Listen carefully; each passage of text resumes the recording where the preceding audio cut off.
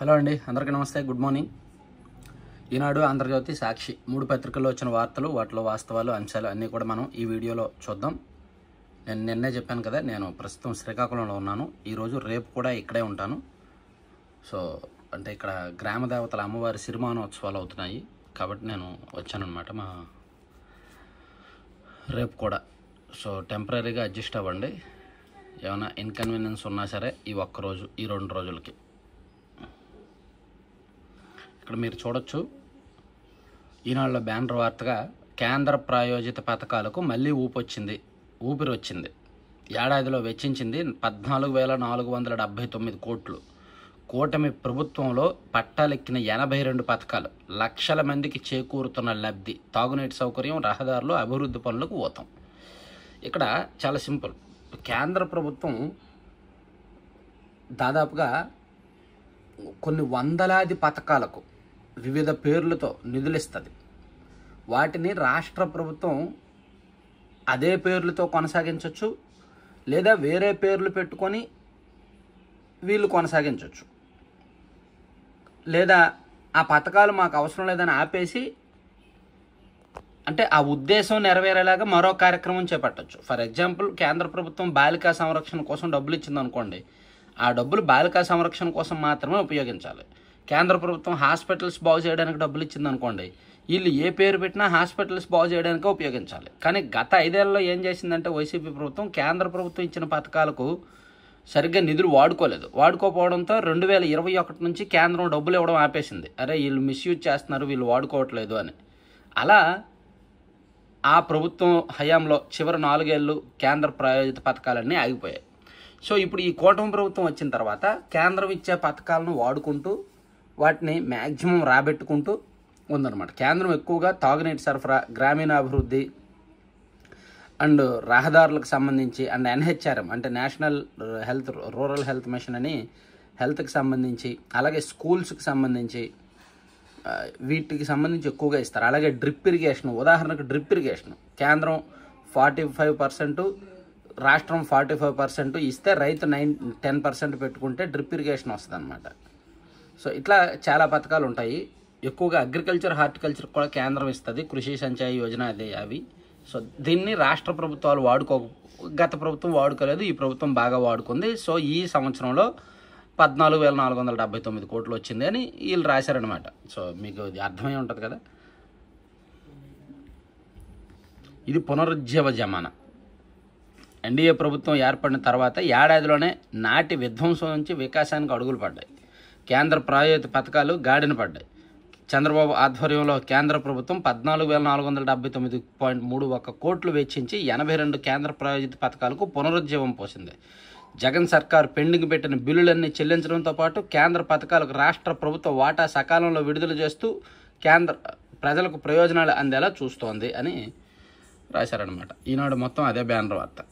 ఇక మరో కీలకమైన అంశం చూడొచ్చు పక్కనే. కొమ్మినేని శ్రీనివాసరావు అరెస్ట్. మురికి వ్యాఖ్యల కేసులో కొమ్మినేని అరెస్టు. హైదరాబాద్ నుంచి నల్లపాడు పోలీస్ స్టేషన్కు తరలింపు. ఇంకా పరారీలోనే మరో నిందితుడు కృష్ణరాజు. రాష్ట్ర వ్యాప్తంగా కొనసాగిన ఆగ్రహ ప్రదర్శనలు, నిరసనకారులపై సజ్జల వివాదాస్పద వ్యాఖ్యలు, భారతిరెడ్డి క్షమాపణ చెప్పాలని షర్మిల డిమాండ్, అరెస్టును ఖండించిన జగన్. సో ఇది వైఎస్ఆర్ కాంగ్రెస్ పార్టీ మీడియా సాక్షి ఛానల్లో కూర్చొని జర్నలిస్ట్ కొమ్మినేని శ్రీనివాసరావు గారు అండ్ మరో జర్నలిస్ట్ కృష్ణరాజు గారు ఇద్దరు కలిపి అమరావతిని ఉద్దేశించి చేసిన వ్యాఖ్యల దుమారం ఇంకా రేగుతూనే ఉంది. నిన్న కొమ్మినేని శ్రీనివాసరావు గారిని పోలీసులు అరెస్ట్ చేశారు. సో అదే కేసులో కృష్ణరాజు గారిని అరెస్ట్ చేయాలంటే ఆయనేమో పరారీలో ఉన్నారు కానీ ఆయన వీడియో మాత్రం ఇంకోటి బయటకు వచ్చింది. ఇదిగో అమరావతిలో నేను చేసిన వ్యాఖ్యలు నిజమే, నేను కట్టుబడి ఉన్నాను, ఇదిగో పోలీస్ రైడ్స్ కూడా గతంలో జరిగాయని చెప్పి గతంలో అంతకుముందు పాత క్లిప్పింగ్స్ అన్నీ, అంటే అమరావతి ప్రాంతంలో, విజయవాడ ప్రాంతంలో పోలీస్ రైడ్స్ జరిగిన హౌసెస్ ఉంటాయి కదా. సో ఇదిగో నేను చెప్పిన దానికి ఇవే ఆధారాలు, వీటిని బేస్ చేసుకుని చెప్పానని తనను తాను సమర్థించుకునే, తనను తాను కవర్ చేసుకునే ప్రయత్నంలో కృష్ణరాజు నిమగ్నమై ఉన్నారు. పారిపోయాడు, పరారీలో ఉన్నాడు, కానీ ఆయన తన వాదనను సమర్థించుకునేందుకు అడ్డగోలు పాత క్లిప్పింగ్స్ అన్నీ తీసుకొస్తున్నాడు. ఇండియాలో ఎప్పటికప్పుడు పోలీస్ రైడ్స్ జరుగుతాయి, ఎక్కడికక్కడ జరుగుతాయి. అంత మాత్రాన రాజధానిని ఉద్దేశించి ఆ మాట అనాలా? సో ఇది ఇక్కడ రాశారనమాట ఈనాడులో. సో దీనికి సంబంధించి మనం చూస్తే ఆంధ్రజ్యోతిలో కూడా ఇదిగోండి, కొమ్మినేని అరెస్టు, పరారీలో అనలిస్ట్ కృష్ణంరాజు, అమరావతిని వేశ్యల రాజధానిగా చిత్రించడంపై దళిత జేఏసీ నేత కంభంపాటి శిరీష ఫిర్యాదు. సో ఇక్కడ SC/ST అట్రాసిటీ కేసు నమోదు చేశారండి.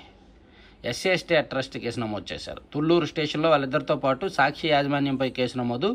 ఉదయాన్నే హైదరాబాద్లో కొమ్మినేని అదుపులోకి తీసుకున్న తుళ్ళూరు పోలీసులు రాత్రి పొద్దుపోయేదాకా విజయవాడలోనే తరలింపు, అనంతరం నల్లపాడు పోలీస్ స్టేషన్కి తరలింపు.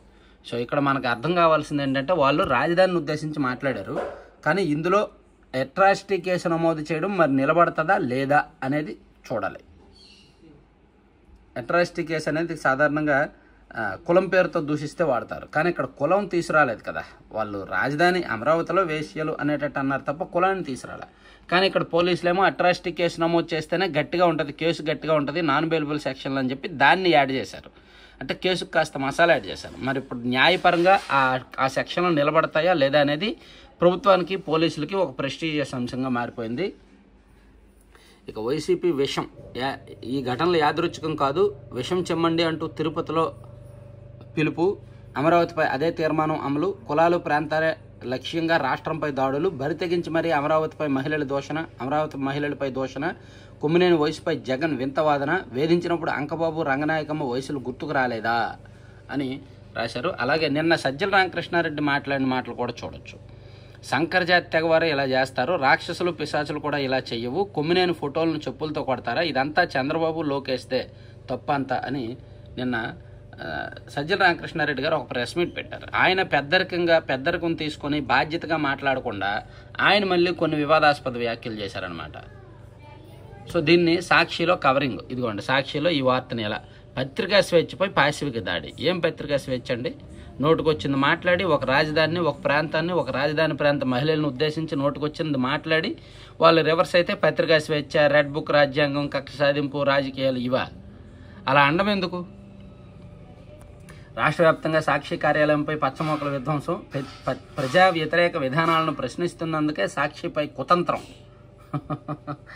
ఎమర్జెన్సీని తలదెల్లిన రీతిలో కూటమి సర్కారు దౌర్జన్యకాండ, రాజ్యాంగ హక్కులు కాలరాస్తూ చెలరేగిన టీడీపీ గోండాలు, కర్రలు రాళ్లతో విధ్వంసం, కూటమి ప్రభుత్వ వైఫల్యాల నుంచి ప్రజల దృష్టి మళ్లించే పన్నాగం, ఏపీలో రెడ్ బుక్ అరాచకంపై జాతీయ స్థాయిలో ఆందోళన అని ఒక పెద్ద వార్త రాశారు. ఇదిగోండి ఈనాడులో.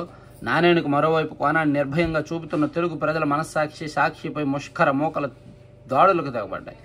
అదును కోసం నక్కిన గుంటనక్కలు లేగదోడపై ఆవురావురమంటూ విరుచుకుపడిన చందంగా ఒక్కసారిగా సాక్షి కార్యాలయాలపై ఈ పచ్చమోకలు విరుచుకుపడ్డాయి. రాసుకోండి, మీ పత్రిక, మీ రాతలు, మీ పైత్యం రాసుకోండి. ఇదిగో కొమ్మినేని అక్రమ అరెస్ట్, సాక్షిపై పెట్టింది పక్కాగా అక్రమ కేసే, విశ్లేషకుడి అభిప్రాయాన్ని సాక్షిగా అభిప్రాయంగా ఆపాదించవు, విస్తుగొలుపుతున్న SC/ST వేధింపుల సెక్షన్. సో అది ఇక్కడ పాయింట్, అది SC/ST వేధింపుల సెక్షన్ ఏ విధంగా పెట్టారో అదే విధంగా వర్తిస్తుంది అనేది చూడాలి.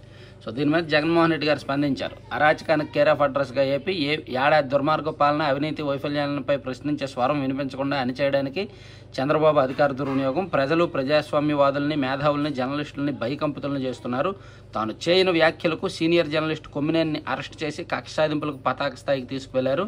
ఆ వ్యాఖ్యలను వక్రీకరించి సాక్షి కార్యాలయాలపై పథకం ప్రకారం దాడులు చేయించారు. చెడు సాంప్రదాయాలకు నాంది పలుకుతూ ఈ రోజు ఏది విత్తుతారో రేపు అదే పండుతుంది, అది రెండింతలు అవుతుందని మర్చిపోకండి. కోడలు మగపిల్లాడిని అంటే అత్త వద్దంటుందా అని మీరు అనలేదా? ఆడపిల్ల కనిపిస్తే ముద్దైనా పెట్టాలి, కడుపైనా చేయాలని మీ బావమరిది అనలేదా?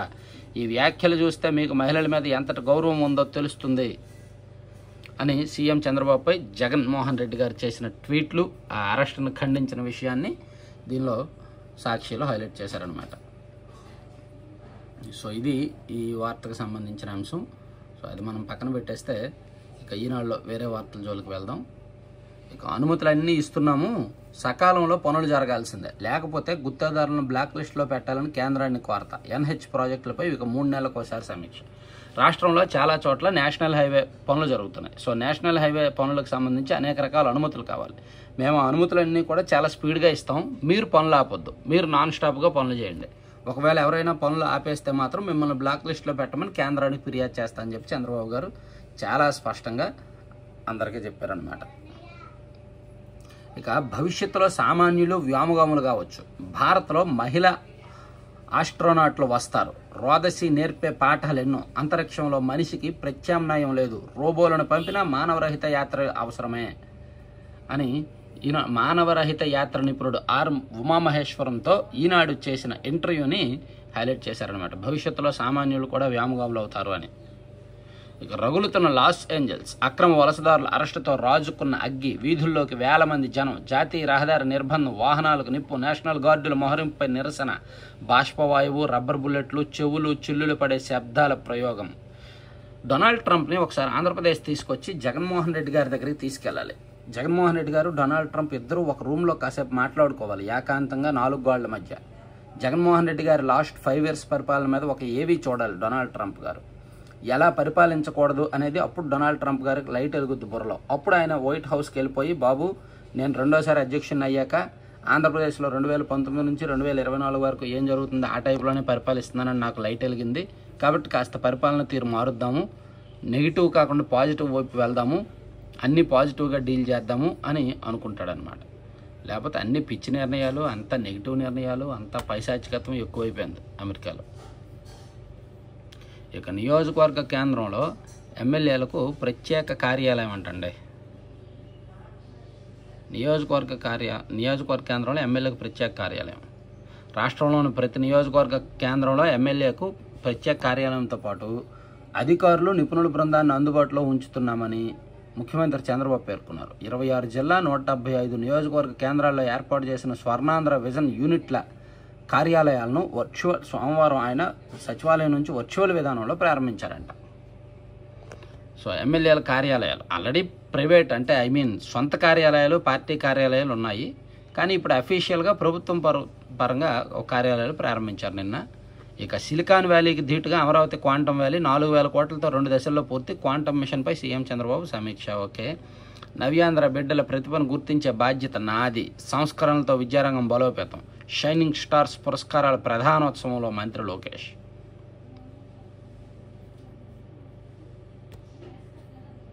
ఇక రాష్ట్రంలో రిలయన్స్ బ్యావరేజెస్ యూనిట్ 1622 కోట్ల పెట్టుబడులు, కర్నూలు జిల్లాలో 100 ఎకరాల్లో ఏర్పాటుకు ప్రతిపాదన, డిపిఆర్ను ప్రభుత్వానికి అందించిన సంస్థ. రాష్ట్రంలో ఫార్చ్యూన్ 500 జాబితా కంపెనీ రిలయన్స్ రాష్ట్రంలో 1622 కోట్ల భారీ పెట్టుబడితో బ్యావరేజెస్ యూనిట్ ఏర్పాటుకు ఆసక్తి చూపుతోంది. కర్నూలు జిల్లా బ్యావరేజెస్ యూనిట్ను డిపిఆర్ను ప్రభుత్వానికి సమర్పించింది. అందులో ప్యాకేజ్డ్ కార్బోహైడ్రేట్ సాఫ్ట్ డ్రింక్లు, ప్యాకేజ్డ్ డ్రింకింగ్ వాటర్ తయారు చేయనున్నట్టు తెలిపింది. సో ఇది ఒకటి ఇంపార్టెంట్, మంచి విషయమే. తర్వాత ఈనాళ్ళ లోపల పేజీలకు వెళ్తే, సో అమరావతికి సంబంధించి వ్యాఖ్యల నేపథ్యంలో ఇక్కడ ఇవి ఇచ్చారు. భారతిరెడ్డి క్షమాపణ చెప్పాలని షర్మిల గారు మాట్లాడిన మాటలు, వీళ్ళంతా కలిసి పిశాచాలు, రాక్షసులు కలిసిన శంకర తెగ అని సజ్జల రామకృష్ణారెడ్డి గారికి పాపం ఎంత ఉక్రోషం వచ్చేసిందో ఆయన ఆగలేపాడు. మహిళలు శంకరజాతలా కనిపిస్తున్నారా? సజ్జల రామకృష్ణారెడ్డిపై లోకేష్ ధ్వజం. చర్చలో వక్తల మాటలకు యాంకర్కు ఏం సంబంధం? కొమ్మినేని అరెస్టును ఖండిస్తున్న ఎక్స్లో జగన్. అనుచిత వ్యాఖ్యల వెనుక భారతి, జగన్. సాక్షి ఛానల్ లైసెన్స్ రద్దు చేయాలని కేంద్రాన్ని కోరతాం. రాష్ట్ర మహిళా కమిషన్ చైర్పర్సన్ రాయిపాటి శైలజ ధ్వజం. కారు కోతల ప్రసారంపై జనాగ్రహం. రాష్ట్ర వ్యాప్తంగా మహిళల ఆందోళన, సాక్షి కార్యాలయాల ఎదుట నిరసనలు. కృష్ణరాజు బుద్ధి మారదే, తన వ్యాఖ్యలకు ఆధారాలు ఉన్నాయంటూ తాజాగా వీడియో విడుదల. గతంలో వ్యభిచార గృహాలపై పోలీసుల దాడులకు సంబంధించి క్లిప్పులను ప్రదర్శన. పోలీసులు ఎప్పుడెప్పుడో గతంలో దాడులు చేస్తే ఆ క్లిప్పింగ్స్ అన్నీ తీసుకొచ్చి ఇదిగో నా మాటలకు ఆధారాలు ఉన్నాయి, నేను మాట్లాడింది నిజమే అని సమర్థించుకుంటున్నాడు ఆయన. మంచోడో పిచ్చోడో అర్థం కావట్లా. చేసింది తప్పు, ఇంకా దాన్ని అడ్డగోలుగా సమర్థించుకోవడం ఒకటే. బడులు తెరిచిన రోజునే విద్యార్థి మిత్ర కిట్ మెగా పీటీఎం నాటికి పూర్తిగా అందజేత. ఇప్పటికే మండలాలకు, పాఠశాలలకు వస్తువుల చేరవేత. సో పీటీఎం కిట్ అంట బడులు తెరిచిన రోజే ఇచ్చేస్తారంట. అంటే బెల్టు, నోట్బుక్లు, పాఠ్యపుస్తకాలు, వర్క్ బుక్లు, స్కూల్ బ్యాగులు, షూసు, ఏకరూప దుస్తులు ఇవన్నీ ఉంటాయి కదా, అవన్నీ ఇచ్చేస్తారంట స్కూల్ పిల్లలకి. విభేదాలు సృష్టించేందుకు వైకాపా కుట్ర, మంత్రి నారా లోకేష్. రాష్ట్రంలో ప్రాంతాలు కులమతాల మధ్య విభేదాలు సృష్టించేందుకు ప్రతిపక్ష వైకాపా కుట్ర పన్నుతోందని రాష్ట్ర విద్యా ఐటీ శాఖల మంత్రి నారా లోకేష్ ఆరోపించారు. కూటమి సర్కారుది కక్ష సాధింపు కాదు, చట్టాన్ని ఉల్లంఘించి ప్రజలను, పార్టీ కార్యకర్తలను ఇబ్బంది పెట్టాలని పెట్టిన వారిని చట్టపరిధిలోనే శిక్షిస్తాం అని వ్యాఖ్యానించారు. అదొకటి చూడొచ్చు. తర్వాత పార్టీకి వ్యతిరేకంగా ఏం చేశానో చెప్పండి, ఆధారాలు చూపించండి, బదులిస్తా. అనర్హతపై విచారణలో వైకాపా ఎమ్మెల్సీ రఘురాజు వాదన. ఇక బుడమేరు వరద నివారణ చర్యలు వేగవంతం. డైవర్షన్ కెనాల్పై రక్షణ గోడ నిర్మాణం. నీటి ప్రవాహం సామర్థ్యం 37,755 క్యూసెక్లకు పెంపు. మీకు గుర్తుండే ఉంటుంది, లాస్ట్ ఇయర్ సెప్టెంబర్లో బుడమేరు చేసిన విధ్వంసం అంతా ఇంత కాదు. సో మరోసారి ఆ వరదలు రాకుండా ఆ నీటి మళ్లింపుకు సంబంధించి ప్రాజెక్టు పనులు చాలా స్పీడ్గా జరుగుతున్నాయని ఇది ఇచ్చారు. ఇక మావోయిస్ట్ నేత సుధాకర్ అంత్యక్రియలు, బ్రిజేష్ కుమార్ ట్రైబ్యునల్ తీర్పు అమలుకు శ్రీకారం అనేది మరో వార్త. ఇక ఈనాడు పక్కన పెడదాం కాసేపు. ఈనాడు ఆల్మోస్ట్ అయిపోయినట్టేలే, నేషనల్ అంశాలు ఉన్నాయి, మళ్ళీ చూద్దాం. సాక్షిలో చూసుకుంటే ఇదొకటి. తర్వాత జగన్మోహన్ రెడ్డి గారి స్పందన, ఇది ఆల్రెడీ చెప్పుకున్నాం. కింద కంట నీరులే నింపకమ్మ, సొమ్మసిల్లకే కూనలమ్మ. 14 మంది కామాంధుల కర్కశానికి బలైన దళిత మైనర్ బాలిక దిక్కులేని అనాథగా అనంతపురం సర్వజన ఆసుపత్రిలో మౌన రోదన. 8 నెలల గర్భంతో ఉన్నట్టు తేల్చిన వైద్యులు, రక్తహీనతతో తీవ్రంగా బాధపడుతున్న బాధితురాలు. సఖీ సెంటర్కు తరలించేందుకు పోలీసుల యత్నం, కుదరదని చెబుతున్న వైద్యులు. ఈ ఘటనను సాక్షి వెలుగులోకి తీసుకురాకపోతే పరిస్థితి ఏమయ్యేదో అంటున్న జనం. అనంతపురంలో జరిగిన ఒక సామూహిక అత్యాచారం విషయంలో సాక్షి ఒక అంశాన్ని వెలుగులోకి తీసుకొచ్చి గట్టిగా ప్రచురించేసరికి పోలీసులు రెస్పాండ్ అవ్వడం, నిందితులను అరెస్ట్ చేయడం, కొంతమందిని ఆ అమ్మాయికి అండగా నిలవడం, ఇవన్నీ జరిగాయి. సో దాన్ని సాక్షిలో మళ్ళీ ఫాలోఅప్గా రాశారనమాట. ఇక పాలనలో ఫెయిల్, అందుకే ఈ డైవర్షన్. బురద రాజకీయాలు బాబు జట్టుకే చెల్లు, మాటలు చేతలు తీవ్ర అభ్యంతరకరం. మహిళలను అవమానించడమే టీడీపీ విష సంస్కృతి. రాష్ట్ర మహిళలను కించపరిచింది ఈటీవీనే. ప్రశ్నిస్తున్ననే అక్కస్తోనే సాక్షిపై అక్రమ కేసులు. ఏమండి, అమరావతి వేశ్యల రాజధాని అని అనడానికి, రాష్ట్రంలో ఈ వర్కర్లు ఎక్కువగా ఉన్నారు, కేంద్ర నివేదికలు చెప్తున్నాయి అనడానికి ఎంత తేడా ఉందండి? అది ఎంత అడ్డగోలు వాదన అంటే వైసీపీది. మరి వాళ్ళని ఏమనాలో అర్థం కావట్లేదు. ఏమనంటే మళ్ళీ పార్టీల ముద్ర, కుల ముద్ర వేస్తున్నారు. కానీ ఎంత అడ్డగోలు వాదన. ఇప్పుడు ఈటీవీలో ఒక వార్త వచ్చింది, ఆ వార్తకి వాళ్ళు ఏం చెప్పారు, కేంద్రం ఒక నివేదిక రిలీజ్ చేసింది, ఆ నివేదిక ప్రకారం సో అని చెప్పారు. సందర్భం ఉంటుంది, ఒక సందర్భాన్ని చూసుకొని కేంద్రం రిలీజ్ చేసిన నివేదిక ఆధారంగా చెప్పారు. సో ఈ నివేదికను చెప్పడంలో తప్పు లేదు. కానీ వీళ్ళు ఏం చేశారంటే అమరావతి వేశ్యల రాజధాని, ఇంకంతే, అదే మాట. సో దానికి దీనికి ఎంత తేడా ఉంది? అలా అనడానికి ఇలా అనడానికి ఎంత తేడా ఉంది? ఆ తేడా కదా ఇప్పుడు ఇంత రచ్చకు కారణం.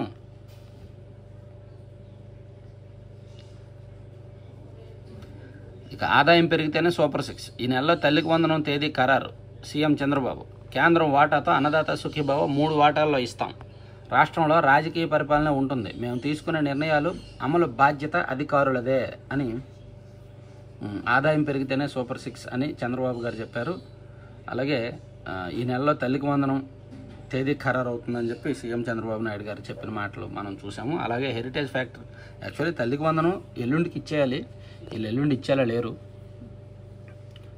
ఇవన్నీ సాక్షిలో అంశాలు. 2వ పేజీకి వెళ్దాం సరదాగా. 2వ పేజీలో కూడా ఇవే వస్తాయి, ఇంతకు మించి వేరే వస్తాయని మనం ఎక్స్పెక్ట్ చేయకూడదు. చూద్దాం.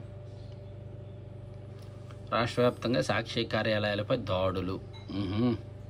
ఓర్ నాయన, ఎవరండినా కాల్తో తంతుంది. సాక్షి తిరుపతి యూనిట్ కార్యాలయం గేట్లను కాల్తో తన్నుతున్న టీడీపీ మహిళా నేతలు. విజయవాడలో సాక్షి ఆఫీస్ గేటు ఎక్కి లోపలికి వెళ్లేందుకు యత్నం. ఓ నాయనో, ఇళ్లలో మామూలుగా చేయలేదుగా సాక్షి ఆఫీసుల మీద రచ్చ. లోపల ఉన్న కోపం, కసి మొత్తం అంతా తీర్చేసుకున్నట్టున్నారు, అవకాశం దొరికింది కదా అని. సాక్షి మీద కోపం, కసి ఉంటుందిగా, అదంతా తీర్చేసుకున్నారు, అవకాశం వచ్చింది కదా అని. కొమ్మినేని అరెస్ట్ అక్రమం, దేవులపల్లి అమర్. ఈయన ఒకడు సాక్షిలో పుట్టి పెరిగిన మరో జర్నలిస్ట్, దేవులపల్లి అమర్.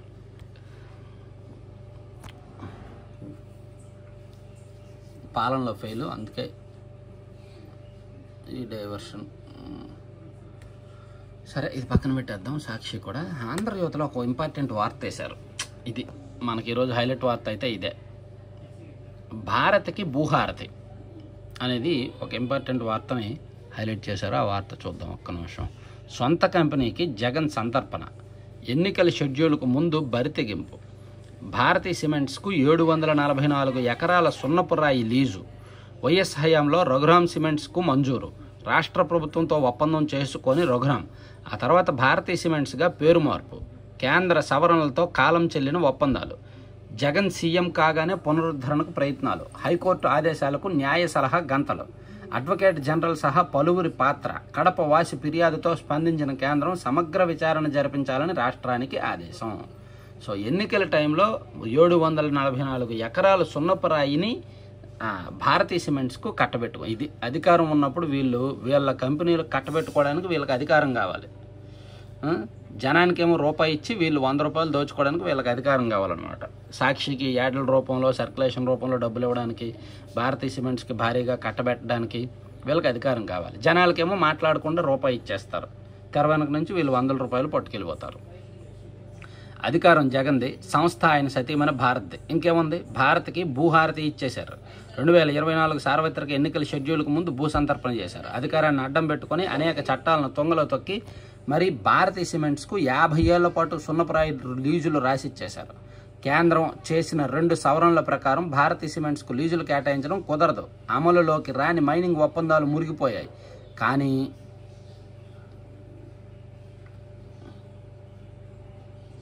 అధికారం అడ్డం పెట్టుకుని జగన్ ఈ చట్టాలనే తొంగలో తొక్కారు. 2023 సెప్టెంబర్లో హైకోర్టు ఇచ్చిన ఆదేశాల ప్రకారం భారతీ సిమెంట్స్ వాదనలు విన్న తర్వాత లీజు కొనసాగింపుపై ప్రభుత్వం నిర్ణయం తీసుకోవాలి. ఆ వాదనలు చెల్లవని తెలిసే న్యాయ సలహా పేరిట కథ నడిపించారు.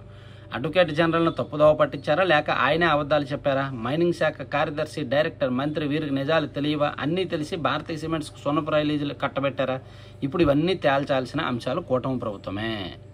అది ఎన్నికలకు ముందు గుట్టుగా ఇచ్చారంటండి. ఫిబ్రవరి 2వ తేదీన జీవో 4-5 జారీ చేసి ఎర్రగుంట్ల, కమలాపురం మండలాల్లో 2 మైనింగ్ లీజులను భారతీ సిమెంట్స్కి ఇచ్చారంట. సో అధికారం ఉన్నప్పుడు వాళ్ళు వెలగబెట్టిన ఘనకార్యాలు ఇవి. అధికారంలో ఉన్నప్పుడు వెలగబెట్టిన ఘనకార్యాలు అన్నమాట. ఇక నియోజకవర్గానికి విజన్, స్వర్ణాంధ్ర విజన్ 2047 అమలుకు 175 స్థానాల్లో కార్యాలయాల పేర్లు ఇది ఇందాక చెప్పుకున్నాం. తర్వాత కార్మిక చట్టాలకు సవరణలు, పని వేళలు 10 గంటల పెంపునకు ఇప్పటికే రాష్ట్ర కేబినెట్ ఆమోదం. పారిశ్రామిక వివాద కాంపౌండింగ్ చట్టాల్లోనూ సవరణలకు ప్రతిపాదనలు. పని ప్రదేశాల్లో మహిళల రక్షణకు రూల్స్, కొన్నింటిని కేంద్ర ప్రభుత్వ సమ్మతితో అని ఒక వార్త మనం చూడొచ్చు. ఇక ఇండియా ఫస్ట్, మా ప్రతి విధానం వెనుక ఇదే నినాదం. 11 ఏళ్లలో వివిధ రంగాల్లో శీఘ్ర పరివర్తన, వేగంగా వృద్ధి చెందే ఎకానమీగా ఆవిర్భావం, సామాజిక న్యాయానికి పెద్దపీట, మంత్రివర్గంలో 60% ఎస్సీ, ఎస్టీ, ఓబీసీలే. గతంలో ఎప్పుడూ ఇంత ప్రాతినిధ్యం లేదు. సమష్టి విజయాలకు గర్విస్తున్నాం. నరేంద్ర మోదీ. బీహార్ ఎలక్షన్స్ ఉన్నాయిగా, ఈ కబుర్లన్నీ చెప్పాలి. బీహార్ ఉన్నాయి ఈ సంవత్సరం ఎండింగ్లో, తర్వాత తమిళనాడు ఉన్నాయి.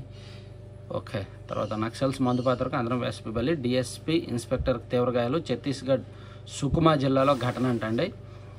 ఉచ్చుపన్ని మందుపాత్ర పేల్చిన నక్సల్స్. నంబాల ఎన్కౌంటర్కు నిరసనగా నేడు బంద్కు మావోయిస్టుల పిలుపు. సో ఛత్తీస్గఢ్లో నక్సల్స్ ఆనవాళ్ళు ఇంకా పోవట్లేదు. నిన్న ఒక అదనపు ఎస్పీని వాళ్ళు మందుపాత్ర పెట్టి పేల్చేశారంట. ఇక కార్మిక చట్టాలకు సవరణలా చూసుకున్నాం. సంఖ్యలు వేసి నేలకు అదిమి. భారతీయ విద్యార్థి పట్ల అమెరికా అధికారుల అమానుషం. అక్రమంగా వచ్చాడని వెనక్కి పంపిన వైను. న్యూజెర్సీలో ఘటన. కదులుతున్న రైల్లోంచి జారిపడి 4 మృతి. ముంబైలో విషాదం, 9 మందికి గాయాలు. రద్దీ వల్ల ఫుట్బోర్డుపై ప్రయాణిస్తున్న వారు పరస్పరం ఢీకొనడంతో ప్రమాదం. రైళ్ల రద్దీ కారణంగా ఫుట్బోర్డు మీద ప్రయాణిస్తున్నారంట కొంతమంది. వాళ్ళు పరస్పరం ఢీకొనడంతో చాలామంది పట్టాల మీద పడి చనిపోయారు. అవి ఇచ్చారు. ఇక సో అంతే, ఆల్మోస్ట్ ఇవే 3 పత్రికల్లో ఉన్న వార్తాంశాలు. మరిన్ని కీలకమైన వార్తలతో నెక్స్ట్ వీడియోలో కలుద్దామండి. Thank you.